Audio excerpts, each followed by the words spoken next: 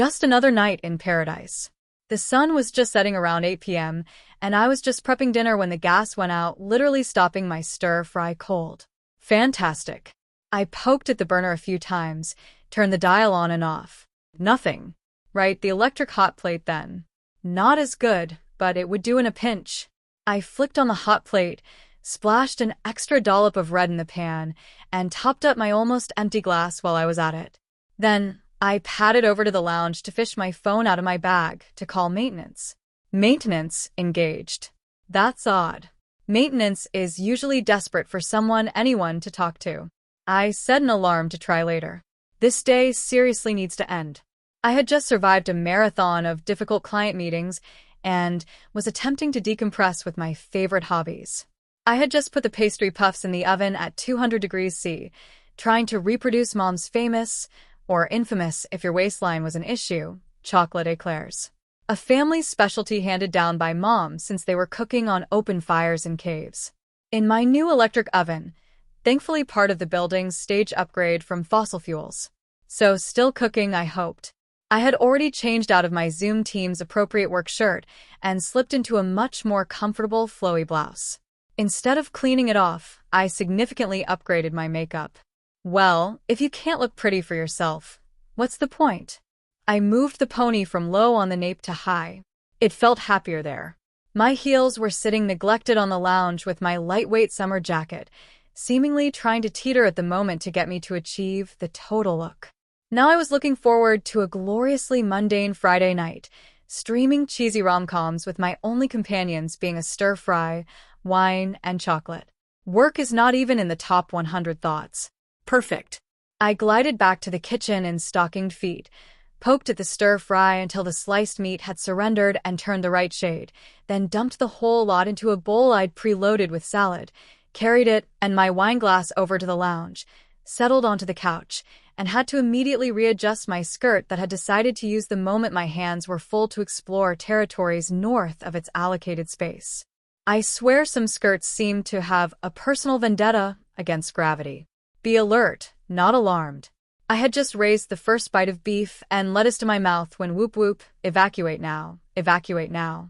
The building's internal speakers blared so loudly, I bit the end of the fork and dropped the food back into the bowl.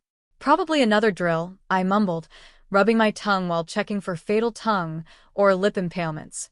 I was just starting to compose a poisonous Dear Building Manager letter in my mind when there was a knock on the door. That's not usual, not in a building with this level of security, the kind I'm paying through the nose for. I set down my glass and cautiously checked the door camera. Firemen, actual firemen, straight from central casting with bright yellow helmets and oversized yellow clothes with high-vis stripes. I did a quick mirror check. Blouse tidy, skirt presentable, hair possible, makeup. Well, it wasn't good makeup, but I'd seen worse on a Friday night Woolies run. The Fireys would have too.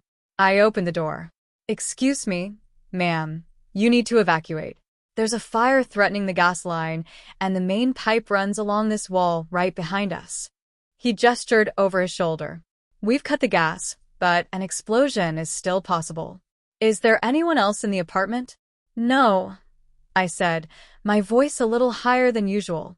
Okay, you have to go now. I have puffs in the oven, I said rather stupidly, and no shoes on. He looked at me and grinned. Or was that grimaced? With the experience of a man that had heard every possible reason for not overcoming inertia. Don't worry about the pastry. Electricity's getting cut to emergency lights only as soon as your super gets his act together. Where are your shoes? Just there. I pointed toward the lounge, next to my jacket. Okay, grab them and let's go. For the paperwork, this apartment's registered to Albert Marks. Brother, sister? I blurted as my mind grasped for a lifeline, still thinking pastry. Eclairs, Claire. Right then, the lights flickered and died, as if the building itself was head-slapping me for the outrageous lie, to be replaced by that ghostly green emergency lighting that makes everyone look like Walking Dead extras. The fireman, clearly misinterpreting the panic, continued kindly while noting Claire against the printed 7B, Albert Marks on his form. Don't worry, this is what we do, and we just want you to be safe. Please make your way down the south stairway. He pointed discreetly. One of my colleagues will sort you out at the exit. I put my heels and jacket on, slung my bag over my shoulder, and headed for the stairs. Now, all of this, while dramatic and rarely within the bounds of expected Friday night activities, probably sounds perfectly normal. And it would be, except that I am Albert Marx, and along with my cooking and rom-com addiction, I unwind best in a wardrobe that would surprise my tailor, and as far as I know, all my friends. I'm now heading outside my building in a very professional-looking skirt suit, tights, heels, lingerie, sparkly accessories, the lot. Before today, I'd never been outside my apartment dressed before. I really hoped it would get dark quickly. Baby, it's cold outside. The south stairwell was already crowded with people, all of us filing down in an orderly but slightly panicked fashion. I tried to blend in, keeping my head down, my ponytail waving like a red flag. I was oddly proud of my ability to negotiate 7 flights of stairs in heels without a single misstep. No one else, of course, noticed anything. The evacuation area was in the park across the road from the building, and to my horror, was lit by massive portable floodlights. My self-appointed heel expertise took a blow as we were herded onto the immaculately manicured grass. I'd only ever worn these in my apartment, on nice flat carpet and hardwood. Walking here turned out to be a special kind of punishment. Every step was a gamble, sink, wobble, or snap. How women do this on purpose, I will never know. I did get a method working. Toe down first, weight distributed carefully, hoping the spike wouldn't sink into the earth and send me tumbling. It felt awkward, and I have no idea what others saw, but I bet the word natural was not mentioned. I found a relatively clear spot on hard ground near the edge of the crowd and tried to look casual, like I evacuated buildings in heels all the time. I stood there watching the human collage pass by and realized I wasn't the most embarrassingly dressed by a long shot. Some of my neighbors in slippers, someone with a houseplant under their arm, a jogger caught mid-shower precariously in a towel, had one of the young policewomen scrambling to find actual clothes. Senior couples and singles huddling together, silently collecting gossip like fallen coins. Old Mr. Henderson wandered past in a fluffy bathrobe and pajama pants. He did give me a wave, but he was waving at everyone else, so I didn't take it personally. Men glanced, shrugged, and kept talking about the warehouse fire, their kids, and trying to watch the Big Bash on their phones. Women looked with a more complex filter, curiosity, assessment, and sometimes a generous smirk. I tried for a face that said, I belong here, and mostly succeeded. My heels education was not yet over. Standing in heels in a crowd is a performance. You're both the show and the stage. After about 10 minutes, my calf muscles and toes were in full-blown argument about who needed the most help. I switched my weight from foot to foot in a futile effort to ease the growing ache. I was just looking for a spot where I could successfully sit down when a bullhorn sounded. Level 7, over here, please. Level 7 residents. Our floor warden wants to mark the roll. May so much for hiding till it was over. Joan marched through the crowd with her clipboard held like a ceremonial staff. 50-something, sharp bob haircut, reading glasses on a lanyard. The energy of a woman who alphabetizes her spices and knows exactly when your parcel was misdelivered. And, crucially, someone who definitely knew who lived on our floor. She spotted me instantly. Claire, dear, over here. She must have the fiery snots. I turned with what I hoped was a serene, feminine smile, rather than the rictus of a man silently screaming in 3 separate octaves. She gave me one look that went from my heels to my blouse to my face, paused, and then landed on my posture, like she was checking the tension in a bridge cable. Then she smiled warmly. Oh, good girl, she said under her breath, soft enough only I could hear. You're doing beautifully. My heart stuttered. She knows, but her body language said, don't panic. You're safe. I shuffled over, holding my jacket across me like a shield. She clicked her pen, businesslike again. Now I've accounted for most of you. Just to confirm, she looked up at me with perfectly innocent eyes. You're Albert's sister, Claire, yes? Her tone was cordial, but her eyebrows said, I know exactly what's going on, darling, and I am choosing not to make this anyone else's business. Yes, I said, more confidently than I felt. That's me. Lovely. She wrote it down with a flourish that absolutely did not belong on a clipboard unless it was secretly code for, I've adopted you now. A couple of other neighbors drifted over. Elise from 7D squinted at me. I didn't know Albert had a sister. He doesn't talk about family much, I said. True, she admitted. Her boyfriend, Mark from 7G, nodded at me politely, with clearly no recognition. Elise gave me the kind of thoughtful look women give each other when trying to determine hairdresser quality or whether someone is lying. You're Albert's sister? She asked. Yes, I confirmed, smooth as gravel. Claire from Interstate. Claire? She repeated, the question softer now. Your brother isn't here? No, just me, I said, which is simultaneously true and misleading. Oh wow, you two don't look alike at all. No words for that. Not sure if I should be insulted or happy. Joan clapped her hands once, cutting off further interrogation. Right, 7 is accounted for, she announced loudly. Everyone stay together. I'll let you know what is happening as soon as they tell me. The rumors I'm hearing lean towards us not getting back in tonight. The warehouse fire is out, but nobody is sure what the gas situation is. If you want to make your own arrangements, just let me know so I can cross you off the list. As she turned, she gave me a tiny wink, a protective wink, the kind of mom gives the kid who smuggled a frog into class and she's choosing not to expose. Don't worry, love, she murmured as she passed behind me. You're doing fine. And just like that, crisis over. Some people knew, some suspected. Everyone's too distracted to care.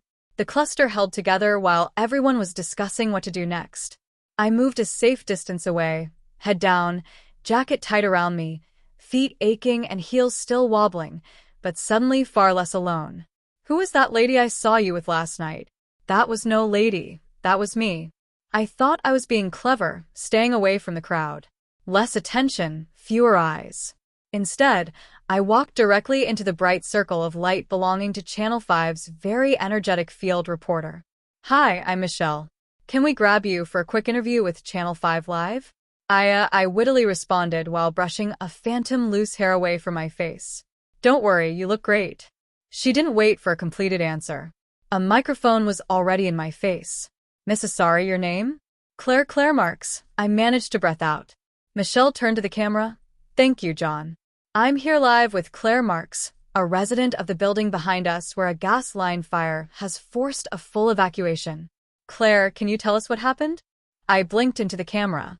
Somewhere in Australia, maybe multiple somewheres, people were watching this. I was making dinner, the gas went out, and then the fire brigade knocked on my door and told me to leave. So I left. Were you frightened? More annoyed, honestly. I didn't get to eat my dinner, and I had started my eclairs in the oven. And you came out in such a lovely outfit. So brave to face an emergency in heels. I was now painfully aware of every part of my body. The wiggle of the skirt, the sway of the blouse, the heels threatening to betray me. I smiled, acknowledging the compliment with a confidence I didn't really have. Well, no time to change. What was it like being rushed out of your home so suddenly? The firemen were very professional, and I hope my eclairs don't explode. Michelle laughed. Well, hopefully they'll have you back inside soon, and you can salvage them. Thanks so much for talking with us, Claire. She turned back to the camera beaming. Well, you heard it here first. Claire from the Park Street Tower hopes her eclairs survive the night. The light switched off. Michelle turned towards me with a genuine smile and said, Thanks, Claire. You're a natural. Can we do follow-up? Sorry, only here for the weekend. Oh, pity. Thanks again. Might see you later. Michelle and the camera operator moved off toward another cluster of residents. I stood there for a moment, slightly dazed. I'd just been on live television in a skirt. What a night. An hour later, it became clear we weren't going back inside tonight. The fire brigade was still working and someone official-looking announced that alternative accommodation had been arranged. They herded us toward a fleet of buses. I found a seat near the back of my allocated transport and stared out the window as we drove to a hotel across the suburb. My feet throbbed. I slipped my heels off onto the seat and wiggled my toes, something I had seen my girlfriends do. The relief was exquisite. More heels education. They are not as much fun when you have to wear them. At the hotel reception. Name? Asked the clerk. Al, I coughed. Sorry, Claire Marks. You'll find me under Albert Marks. 7B, sister. It was getting easier. I'll start believing it soon. He checked his list compiled by the wardens. Ah, here you are. Well, the singles are bunking two to a room. You'll be sharing with another single female resident. That okay? Is it? Absolutely not, I wanted to say. I'm not actually a single female, but that was a conversation Best had never. Sure, I heard myself say. You'll be sharing with a Miss Talia Greaves. Talia showed up at my elbow in a burst of energy that made me feel like a solemn Victorian governess, by comparison. Oh good, she said. You're my roomie. I hate being on my own when stuff like this happens. She said this like she'd been through 5 divorces and 3 cyclones. You don't mind sharing, right? I'm super chill. I nodded, the only safe option. Totally fine. OMG, I love your heels. Thanks, I said, contemplating giving them to her, with full enthusiastic assent coming from my feet. She looped her arm through mine like we'd been best friends since preschool, and we headed to the lift. The door of the room clicked open to reveal one queen bed. Classic hotel chaos, Talia said cheerfully, already dropping her bag. I can take the looking around the sparse room chair if you want. No, it's fine. We can share. It's big enough. I don't kick, but I do steal blankets. That was reassuring in the least reassuring way possible. She looked at me expectantly, then brightened. Oh, I'll get changed first. I get overheated when I'm stressed. Before I could even pretend to object, she grabbed a tiny bundle of fabric from her bag and ducked into the bathroom. I exhaled for the first time in 10 minutes. Right, I needed to change, too, somehow. The bathroom door opened. Talia emerged in a onesie. Except calling it a onesie was generous. It was barely their satin, cut high enough that it probably had its own weather system with lace straps that did absolutely nothing to protect modesty or my blood pressure.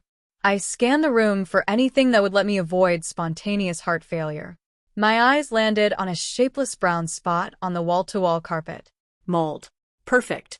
Nature's stress ball. I fixated on it like it was the focal point of a meditation exercise. In, out, don't panic. Sorry it's so tiny, she said breezily. It's the only thing I sleep in that doesn't twist. You're cool with this, right? My brain had entered the blue screen of death phase. Totally, I said in a strangled whisper while staring at the mold patch like it was the holy grail. Your turn, she chirped, plopping onto the bed. My turn. Great. I tried to look like someone who routinely changed into feminine sleepwear in shared hotel rooms with strangers. I worked out that most women don't sleep in skirt suits, so after cataloging what I had on, I found I had a couple of things that could double as possible lingerie-esque nightwear. Heels off, jacket and skirt off, blouse off. Hose off. Now I was down to the essentials.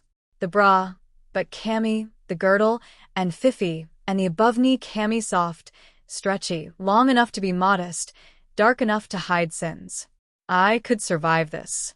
I set the hair free and shook out my reddish mane, hopefully completing the look of a young woman ready for sleep. Cute, Talia said behind me. I didn't turn around. Turning risked eye contact. Eye contact risk questions. Thanks, I said, pretending the hem didn't ride up if I breathed too deeply. The bed sank as she flopped sideways onto it. So weird, right? Total strangers having a sleepover. It's kind of fun. Fun? That was one word for it. At least we're not at risk of exploding. True. Speak for yourself. She pulled the blanket up and patted the space beside her. Come on, Claire, I'm exhausted. I got in, hugging the outermost 5 cm of mattress, like I was clinging to a cliff edge. If I moved even a little, the cami would ride up and possibly reveal more than was prudent given the situation. I flicked the switch on the bedhead, and the lights dimmed. Talia sighed, already drifting.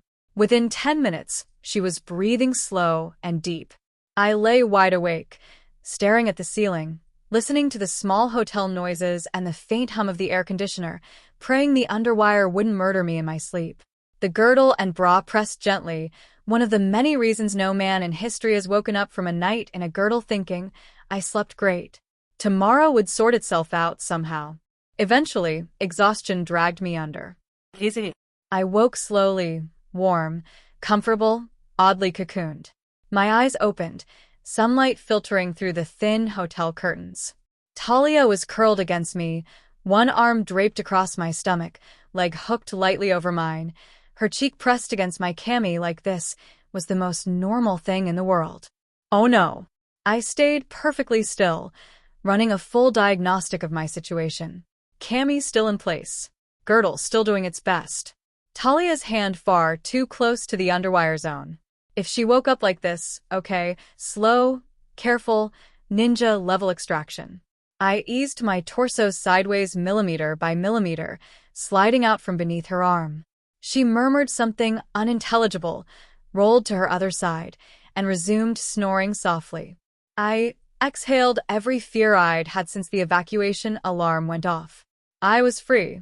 Standing, adjusting my cami with a shimmy, I allowed myself a tiny, quiet victory fist pump. I had survived. Well, mostly. Because we still had to get back to the apartment building, in bright daylight, in the open, in public, and I still had no safe clothing options available. But for one glorious second, in the soft morning light, I allowed myself a smile. May you live in interesting times. The all-clear came around 7 via a text. I got dressed again, leaving the shoes till the very last minute. Had a look at myself in the harsh light of the hotel bathroom and decided that no makeup was less noticeable than what remained of last night's application. Put my hair back in the neatest pony I could manage without any products. I probably needed a shower, but that was well above my acceptable level of risk. I said my goodbyes to Talia, who is thankfully not a morning person, and made my way down to the lobby. We were bussed back to our building around 8 in full daylight with everyone else. I'd been dreading this part of the walk from the bus to the front entrance, visible to the entire neighborhood. People who had known Albert for years. I put on my heels, straightened my skirt, and tried to project confidence I absolutely did not feel. I walked on the paths and kept well away from the shoe-swallowing quicksand of the grass verges. Earn learnings. But as we filed back inside, something strange happened. Nothing. No one looked at me twice. No one pointed or whispered or gave me odd looks. Everyone was too busy checking their phones, talking to the fireys, complaining about the hotel pillows, asking when the gas would be back on. Joan was there helping with the logistics. She gave me a wave, a thumbs up, and smiled. To everyone else, I was just another woman in a rumpled skirt suit. I didn't think I could carry the look that well under full sun, but maybe what I was wearing just wasn't important enough to register. I slipped into the elevator, rode up to 7, and let myself into my apartment. I kicked off the medieval torture devices and shut the door with the relief of a man returning from war. The evidence of my interrupted evening was grim. The stir-fry was a wilted, sad mess. The proto-eclairs in the oven were charcoal briquettes. The wine, thankfully, was still perfectly usable. I took a long swig straight from the bottle. No judgment. It was barely 9, but the normal rules of engagement are overruled by emergency procedure. I grabbed the bottle and collapsed onto the couch. I flicked on the TV, more for noise and company than any great need for information. The breakfast show was mid-banter, and I didn't pay much attention until I heard the words, and now some footage from last night's apartment block evacuation. Oh, no. The screen cut to the bright lights outside my building. And then, there I was, full frame, high pony hair, neat skirt suit, deer in headlights expression. The full interview with Michelle. I just hope my eclairs don't explode. I winced into the wine bottle. The studio camera cut back to the hosts. Phil, the kind of man who considered himself both charming and funny, with evidence for neither, leaned back in his chair and smirked. Well, he said, that is grace under fire. Gas explosions? No biggie for you girls as long as you have a cute pair of heels and nothing happens to your baking. He didn't get to finish. Jess, his co-host, snapped her head toward him so fast the whip crack of her bobbed hair set cattle herding in motion for miles around. Phil, she said with the tone of a woman who has been rehearsing this moment in her head, if a man had said he was worried about his barbecue, his vintage car, or the beer he left in the fridge, you'd be calling him a true blue, down-to-earth Aussie. Phil's mouth opened and stayed open. Jess continued, unbothered. People worry about familiar things in a crisis. It's normal human behavior. Try it sometime. Someone in the studio crew actually clapped. Phil attempted to smile. Well, I just meant yes, Jess said sweetly. And we all heard it. And now, here's Helen with the overnight sports news. Thanks, Jess. The Big Bash game last night went right down to wire. I sat there on my couch, bottle in hand, the TV fading into background noise. I took another very dignified gulp. I had been on national TV, fully visible, fully recognizable, fully and unmistakably dressed in very non-standard gender-specific clothes. The anchor's byplay will probably make the bloody clip go viral. Well, I thought with a strange mix of horror and exhilaration, next week should be fun.